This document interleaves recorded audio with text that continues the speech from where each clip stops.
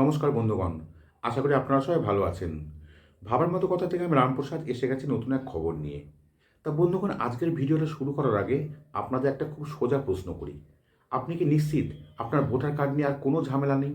আপনার নাম ঠিক আছে? আপনার বাবা মায়ের নাম ঠিক আছে? নাকি আত্মীয়র নাম দিয়ে ফর্ম ফিল আপ করেছিলেন? যদি মনে হয় একটু গণ্ডগোল হলেও হতে পারে, তাহলে আজকের ভিডিওটা 1 সেকেন্ডও স্কিপ করবেন না। কারণ বুধবার থেকে পশ্চিমবঙ্গে এমন একটা প্রক্রিয়া শুরু হচ্ছে যেখানে আপনার ভোটার কার্ড নিয়ে সামান্য ভুল ভ্রান্তি থাকলে আপনার কাছে ফোন আসবে, নোটিশও আসতে পারে, আর আপনার বাড়িতে বিএলও আসবে, আর প্রয়োজনে আপনাকে হিয়ারিংয়ে যেতে হতেই পারে।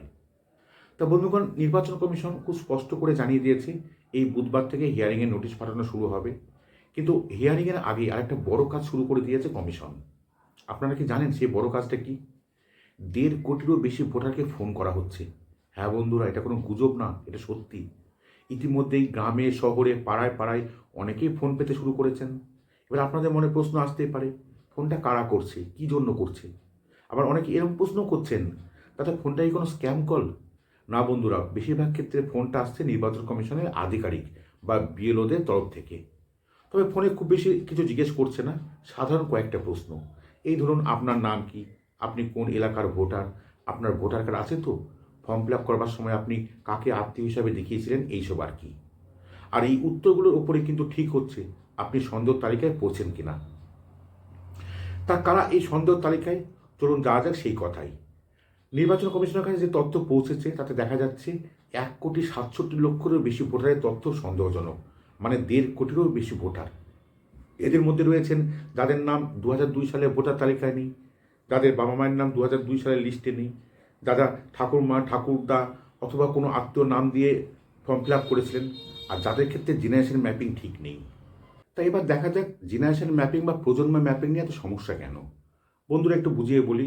ধরুন, একজন ভোটারের সঙ্গে তার বাবার বয়সের ফারাক মাত্র 14 থেকে 15 বছর। এটা কি বাস্তবে আদৌ সম্ভব? কখনোই সম্ভব না। কারণ ভারতের আইন অনুযায়ী মেয়েদের বিয়ের ন্যূনতম বয়স হলো 18 বছর আর ছেলেদের 21। তাহলে বাবা মা সন্তানের বয়সের মধ্যে 15 বছরের ফারাক কীভাবে হয়? আর এই জায়গাতে কমিশনের সন্দেহ। আবার এমন ঘটনাও আছে, ঠাকুরদার সঙ্গে নাতি কিংবা নাতনির বয়সের ফারাক মাত্র 40 বছর। বন্ধুগণ, এটাও কি স্বাভাবিক? কখনোই হতে পারে না। ঠাকুরদার সঙ্গে নাতি নাতনির বয়সের ফারাক মাত্র 40 বছর। আর এই ধরনের তথ্য দেখলেই কমিশন ধরেই নিচ্ছে এখানে ভুয়ো বা ভুল তথ্য থাকতে পারে। আর এইসব তথ্য যাচাই করার জন্য নির্বাচন কমিশন নির্দেশ দিয়েছে বিএলওরা আবার বাড়ি বাড়ি যাবেন। বিএলওরা সরাসরি আপনার বাড়িতে আসবে, তবে আগে থেকে ফোন করবে, তারপর আসবে। শুধু ফোন করেই ডকুমেন্ট চাইতে পারে। যদি বিএলও আপনার তথ্য থেকে সন্তুষ্ট হন তাহলে কোনো সমস্যা নাই, কিন্তু যদি সন্তুষ্ট না হন তাহলে আপনার নাম পাঠানো হবে কমিশনের কাছে। তো বন্ধুগণ, এবার আপনারা তো ভাবছেন নোটিশটা কীভাবে আসবে। দেখুন, নোটিশটা আসবে ইআরওর তরফ থেকে, এবং নোটিশটা বিএলও মারফত আসবে ধাপে ধাপে। একদিনে পুরো এলাকায় নয়, একটি বিধানসভা কেন্দ্র থেকে দিনে প্রায় 100 জনকে ডাকা হবে হিয়ারিংয়ে।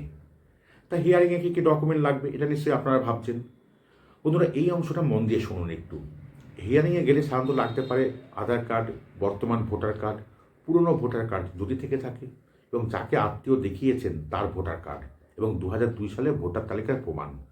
সঙ্গে নির্বাচন কমিশনের তালিকায় থাকা মোট 11টা বৈধ ডকুমেন্টের মধ্যে যে কোনো একটি ডকুমেন্ট দেখালেই চলবে। তা হিয়ারিংটা কোথায় হবে? দেখুন, বেশিরভাগ ক্ষেত্রে ইআরও অফিসে হবে, কিছু ক্ষেত্রে ডিএম অফিসে, যেখানে আপনাকে কিছু প্রশ্ন করা হবে যে যে আত্মীয়র নাম উল্লেখ করেছেন ইনি কে, আপনার সঙ্গে এনার সম্পর্ক কী, কেন 2002 সালের লিস্টে নাম নেই, আর আপনার উত্তর আর ডকুমেন্ট দেখেই চূড়ান্ত সিদ্ধান্ত নেওয়া হবে। তা বন্ধুগণ, এবার আপনাদের মনে প্রশ্ন আসতেই পারে হিয়ারিংয়ে না গেলে কী হবে। দেখুন, খুব স্পষ্ট করে বলা হয়েছে হিয়ারিংয়ে না গেলে নাম বাতিল হতে পারে। আপনি যদি নোটিশ পেয়েও না যান বা ডকুমেন্ট দেখাতে না পারেন, তাহলে ফাইনাল ভোটার তালিকায় আপনার নামটা নাও থাকতে পারে।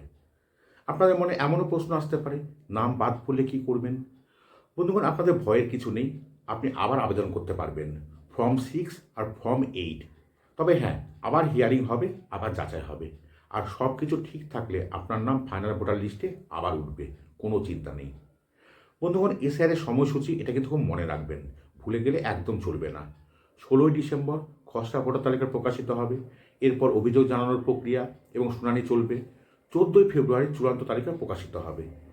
একটা জিনিস মাথায় রাখবেন, ভুয়ো ভোটার, মৃত ভোটার, ডুপ্লিকেট ভোটার বা অনুপ্রবেশকারী এইসব বাদ দেওয়ার জন্য নির্বাচন কমিশনের এইসব একটা বড় অভিযান চলছে।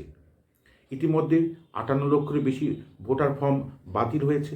শোনা যাচ্ছে এটা নাকি 80 লক্ষ ছুঁতে পারে। তো বন্ধুগণ, ভোট দেওয়া আমাদের সাংবিধানিক অধিকার।